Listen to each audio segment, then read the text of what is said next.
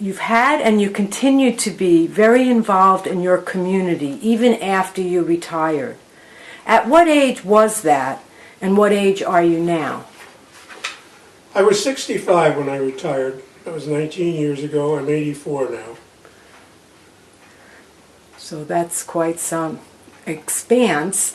Yes.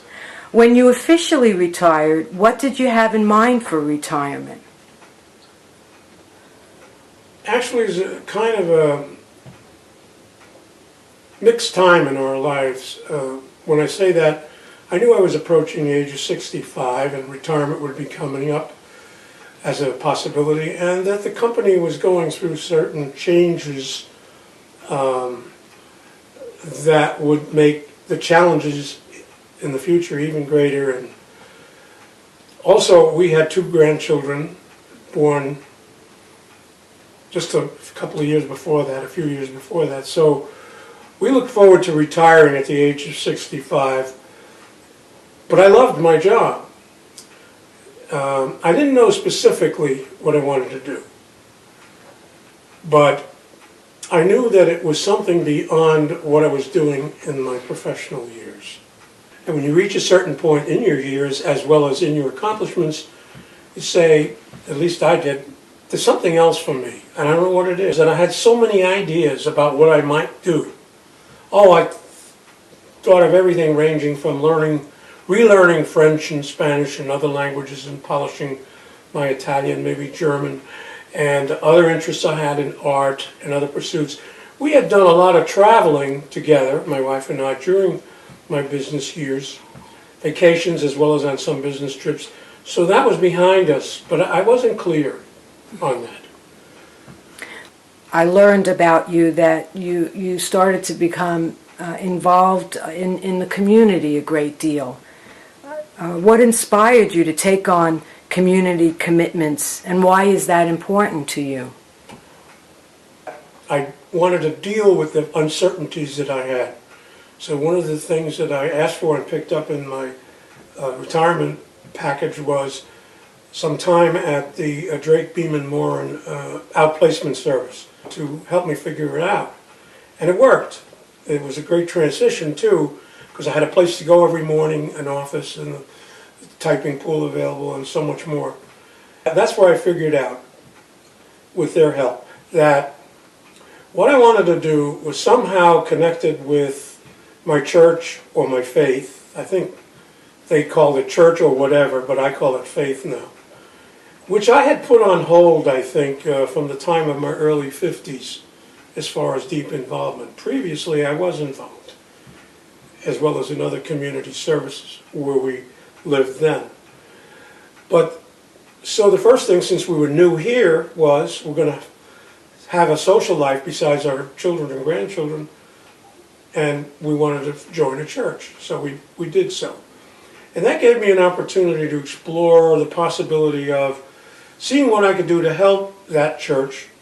And at the same time, what it came out to be was it enabled me to meet people, which I love to do, and be with people and help organize and plan how to accomplish certain things that they wanted to do. One of the things that I did was get involved in a new newsletter, a monthly newsletter. So this was an outlet for the other thing that I knew I wanted to do, which was to write, to communicate with people about what I'm experiencing in the world and maybe give them some thoughts as to what they might. I also write about other people's experiences, which adds to just mine. Well, that's great, because you put to good use the skill set that you had and as a professional, because that's what you did in your capacity in your professional career. Yeah, that was never out of sight for me. I was always marketing. Well, that's great. As well as writing, communicating, and serving. That's wonderful.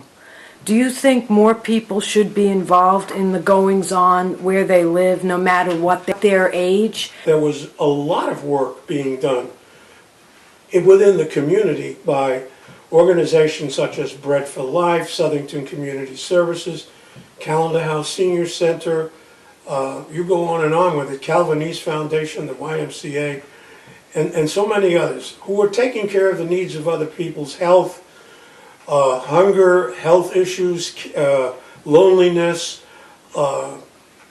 people without economic means who had to struggle from one week to the next, homelessness, and so on. All those things presented to me an array of organizations that were doing this. And through them, I was able to contribute to some of that in my ideas, because at this stage in my life, I felt, as far as the physical work, I had to be more of a thinker and an advisor than lifting boxes and doing the heavy work. But the result of it was that it gave me stories to write about what these people were doing, thereby reaching out for a greater awareness of other people. I do think it's extremely important to the community and to the country that people everywhere don't leave it to others. As many as there are, there's never enough time to fill all the opportunity needs we have. You recently experienced some health issues.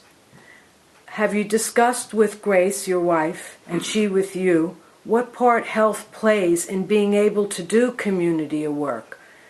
This question aims to address how you feel about aging. We're aging, and we've reached our octogenarian years, and you can't help to think and even discuss with your wife, and she with me, you know, what about this? How does this affect how we live in every respect, as well as in activities? And we never set our minds to trying to decide what our timetable is going to be, because we don't know. As for my recent health issues, yes, they sort of put a renewed focus on it this last few months, because through the last 2 years there have been a few more health issues than usual. But once again, I just reinforced something I've been doing, to try to prioritize more and be sure I'm delegating, I'm advising, I'm not doing for people what they can do who simply need some guidance. And focus instead on the things I still feel most comfortable with and that are my priorities, which is to learn about these organizations, talk to people, get their stories, do the research, do a lot of reading, and then write the stories. Mm-hmm.